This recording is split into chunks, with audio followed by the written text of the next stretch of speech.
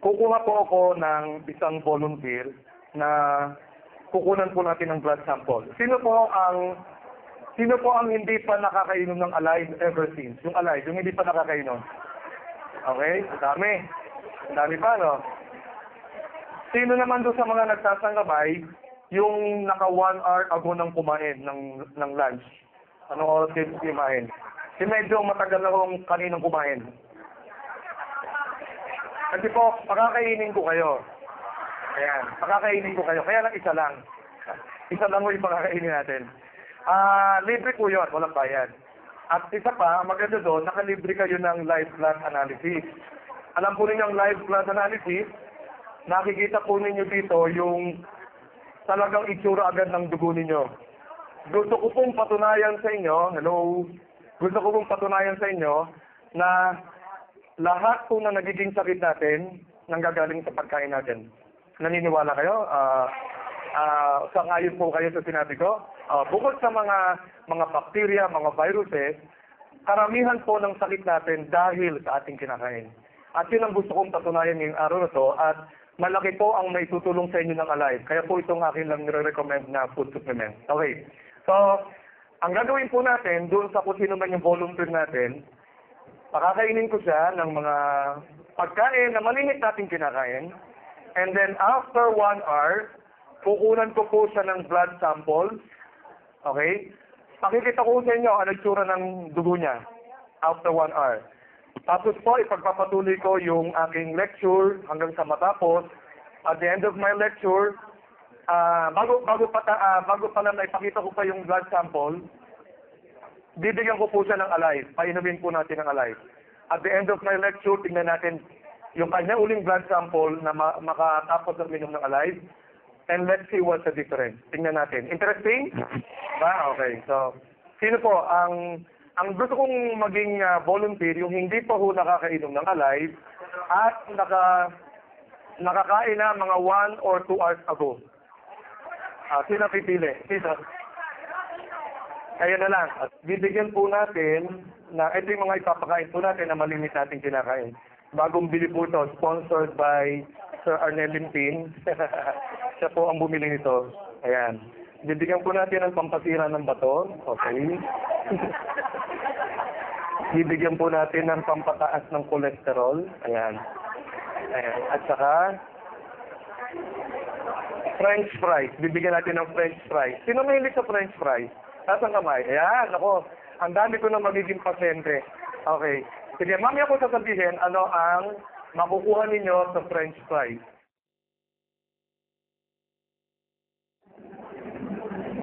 Ayan po yung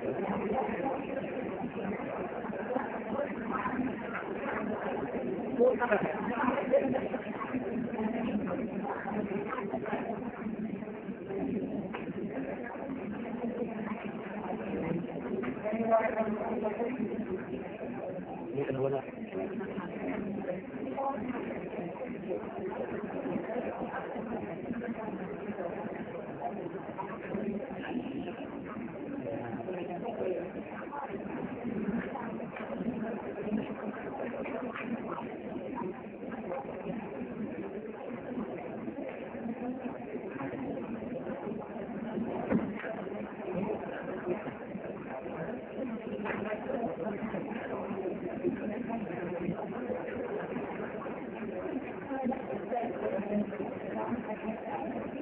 Nakita niyo yung mga red blood cells, dikit-dikit siya.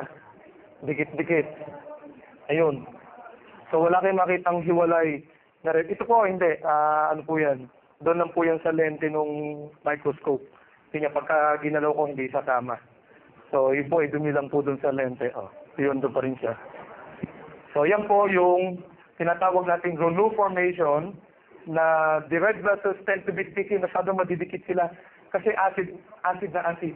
So, ang pinakain natin ay soft drinks, French fries, at saka hamburger. Ayan. Pag kumain kayo ganito, gusto nyo magkaganto ang dugo nyo, kain kayo lagi kayo. Araw-araw, maya. Kumain kayo ng kumain. Para wala na kong dumaloy na dugo sa inyong, ayan. Okay? Ayan. Wala kayong nakikita. Lahat, Di ba? Bigyan ng alive si ma'am. Sino may alive? Alive.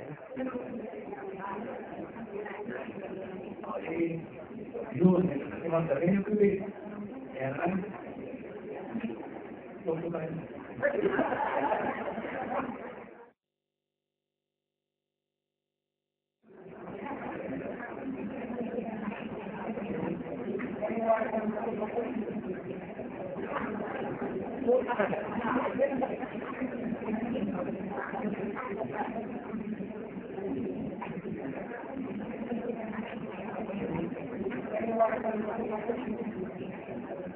Wala.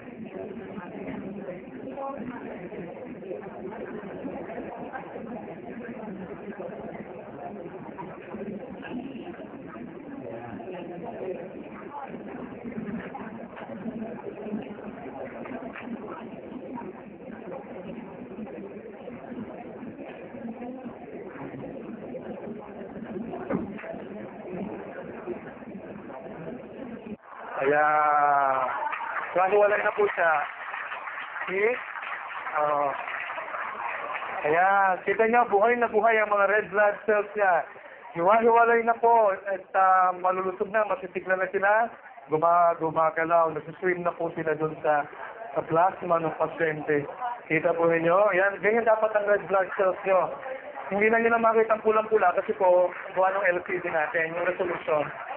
Pero pag makita nyo sa television ito, kung ang gagamitin natin television, kita nyo red na red yan. Pero you see, ang tsura yan, no? Ayan, gumagalaw pa sila, malusog, alive na alive. So, gamitin po ninyo alive. Yan po, 1 capsule lang yan. 1 capsule. What more if you take 1 to 3 capsules a day, maintain, ang ganda po ng inyong red blood cells. Malusog na malusog sila. Ito yung pagkakaiba kanina, tikit-tikit, di ba? O ngayon, hiwa-hiwalay na siya.